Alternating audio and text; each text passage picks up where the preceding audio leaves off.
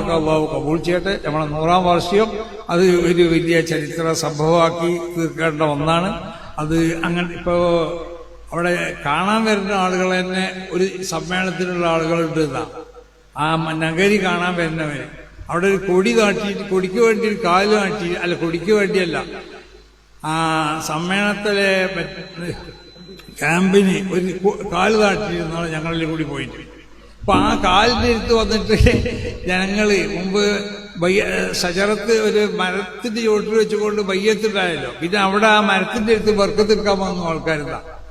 അപ്പൊ ബർക്കത്തെടുക്കലൊക്കെ അധികമായപ്പോൾ ഉമർ റളിയല്ലാഹു തആല അൻഹു ആ മരം മുറിക്കാൻ പറഞ്ഞത് ബർക്കത്തെടുത്തുകൊണ്ട് മുറിക്കാനുമല്ല, ബർക്കത്തെടുത്തിന മരം മുറിക്കാനുമല്ല. നമ്മൾക്കൊക്കെ അങ്ങനെ ഒരു തെറ്റിദ്ധാരണയുണ്ട്. ആ ബർക്കത്തെടുത്ത മരം മുറിക്കാൻ വേണ്ടി ഉമർ അങ്ങനെയല്ല സംഭവം എന്ന് പറഞ്ഞാൽ എന്താന്ന് ചോദിച്ചാൽ അവിടെ മരങ്ങൾ ഉണ്ടായിരുന്നു, എല്ലാരും ഈ മരം മറന്നുപോയി. അപ്പൊ ബർക്കത്ത് എടുക്കേണ്ട മരം എല്ലാത്തോടത്തും ബർക്കത്ത് എടുക്കാൻ തുടങ്ങിയ ആൾക്കാർ. അപ്പോഴാണ് ഉമർ റളിയല്ലാഹു തആല എന്ന് പറഞ്ഞ മുറിച്ചാലടാ ആ മരം മുറിച്ചു എന്ന് പറഞ്ഞപ്പോ അപ്പൊ ആളുകളൊക്കെ വിചാരിച്ചു ആ ബയ്യത്തു ഷജറ, ആ എവിടെയാണോ ഏത് ഷജറത്തിന്റെ ചുവട്ടിലാണോ ബയ്യത്തുണ്ടായത് ആ മരം മുറിച്ചിക്കണല്ലോ, ഇനിയിപ്പോ അങ്ങോട്ട് പോണ്ടാന്ന്. അല്ലാതെ ബർക്കത്തെടുക്കാൻ പറ്റാത്തതിന്മേൽ ബർക്കത്തെടുക്കൽ വന്നപ്പോഴാണ് മുറിക്കാൻ പറഞ്ഞത്. അപ്പൊ ജനങ്ങൾ കാലാന്തരങ്ങളിൽ അറിയാതിരിക്കും ഏത് മരത്തിന്റെ ചുവട്ടിൽ ബയ്യത്തുണ്ടായതെന്നൊക്കെ. അപ്പൊ പലരും അടയാളം വെച്ച് പോന്നിട്ടുണ്ടല്ലോ. അപ്പൊ പലരും ചെന്നു, പലരും പല മരത്തിന്റെ അടുത്തേക്ക് പോകാൻ തുടങ്ങി. അപ്പോൾ ഉമർ റളിയല്ലാഹു അൻഹു മുറിക്കാൻ പറഞ്ഞു. എന്നതുപോലെ നമ്മളവിടെ കൊടി അല്ല ഈ പന്തല് കാട്ടിയപ്പോ ക്യാമ്പിന് വേണ്ടി പന്തല് കാട്ടിയപ്പോ ഇപ്പൊ ജനങ്ങളൊക്കെ വന്നതിപ്പോ തൊട്ട് കുത്തിയൊക്കെ പോകുന്നുണ്ടെന്ന് പറഞ്ഞു. സംഗതി നല്ല സംഗതി തന്നെയാണ്. ബർക്കത്തുള്ള കാലിന് അവിടെ ഉസ്താദന്മാരെല്ലാം കൂടി നാട്ടിയതാണ്. നമ്മളെ സമസ്തന്റെ സമ്മേളനത്തിന്റെ ക്യാമ്പിന് വേണ്ടി നാട്ടിയ കാലാണ്. തീർച്ചയായിട്ടും അതിന് ബർക്കത്തുണ്ട്. ഇനി മുജാഹിദീങ്ങൾ എന്ത് എതിർത്തിനെ പറ്റി പറഞ്ഞാലും വേണ്ടില്ല, പ്രസംഗിച്ചാലും വേണ്ടി മുജാഹിദീങ്ങൾ അല്ലാത്തവർ എനിക്കിപ്പോ ആകെ മുങ്ങി കുളിരറ്റിക്കണ്, ആർക്കും എന്തും പറയാം, മനസ്സിലായില്ലേ? ഇനി മുജാഹിദീങ്ങൾ അല്ല എന്ന് പറഞ്ഞവര് പറഞ്ഞാലും വേണ്ടില്ല, അതിന് ബർക്കത്തുണ്ട്. അപ്പൊ ജനങ്ങളവിടെ വന്ന് ഇങ്ങനെ ബർക്കത്ത് എടുത്തു പോവാണ്. അപ്പൊ ഞാൻ നാളെ തമാശയായിട്ട് പറഞ്ഞു അവിടെ ഒരു പെട്ടിയും വെച്ചാള് നല്ലെന്ന് പറഞ്ഞു. പിന്നെ ഏതായാലും ആവട്ടെ. അപ്പൊ അത് വലിയൊരു സംഭവമാണ്. അന്താരാഷ്ട്ര സ്വഭാവത്തിലുള്ള മഹാന്മാരാവുന്ന വലിയ വലിയ പണ്ഡിതന്മാരൊക്കെ പല രാജ്യങ്ങളിൽ നിന്നും പങ്കെടുക്കണം.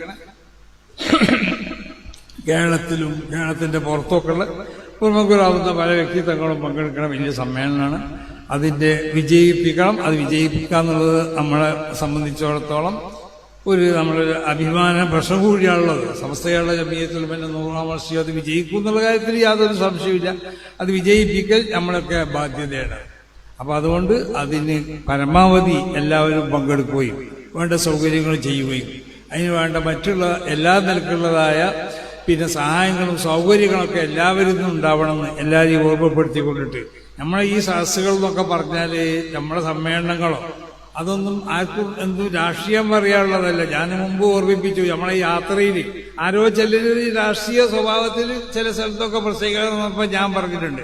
ഇത് അതിനുള്ള വേദിയല്ല. ഇവിടെ വന്ന് സമസ്തനെ പറ്റി പറയാം, സമസ്തന്റെ ഗുണങ്ങളുണ്ടെങ്കിൽ പറയാം, രാഷ്ട്രീയം പറയാൻ നമ്മളെ വേദി പറ്റൂല എന്ന് പറഞ്ഞു.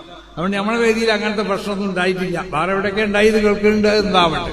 അപ്പൊ ഏതായാലും നമ്മളെ ഇത് വളരെ ദീനിയാവുന്നതായ ഒരു പിന്നെ സ്വഭാവമാണ് നമ്മളെ യാത്രക്കൊക്കെ ഉണ്ടായിട്ടുള്ളത്. അതിന്റെ ആദ്യം മുതൽ അവസാനം വരെ സുന്നത്ത് ജമാഅത്തിനെ പറ്റിയും അതുപോലെ ദീനികമായ കാര്യങ്ങളാണ് നമ്മൾ പ്രസംഗിച്ചത്. അവിടെ വന്ന രാഷ്ട്രീയക്കാരൊക്കെ പ്രസംഗിച്ചത് സമസ്തനെ സംബന്ധിച്ചാണ്. സമസ്തന്റെ വലുപ്പവും മണ്ണൊക്കെയാണ് എല്ലാവരും പറഞ്ഞത്. അപ്പൊ അതാണ് നമ്മളെ വിജയം എന്നുള്ളത്. വന്നവരൊക്കെ സമസ്തനെ പറ്റി പറയാം.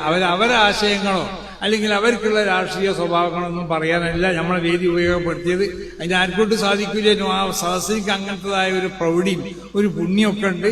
നമ്മൾ അറിയാത്ത ആളുകൾ അതിനെന്താവും തടുത്തുകൊണ്ടേ നിൽക്കും, മഹാന്മാരാവുന്ന മശായിഖന്മാർ. അതുകൊണ്ട് നമ്മളതിൽ അങ്ങനത്തെ ഒന്നും അനുഭവപ്പെട്ടില്ല. പിന്നെ വേറെ എവിടെ അനുഭവപ്പെട്ടില്ല എന്നൊക്കെ കേൾക്കുന്നുണ്ട്. അത് എന്തോ ആവട്ടെ. അല്ലാഹു സുബ്ഹാനഹു വ തആല അതിന് തുടക്കം നമ്മളെ കാത്തു രക്ഷിക്കട്ടെ എന്ന് ദുആ ചെയ്തുകൊണ്ട് ഞാൻ ഈ യോഗം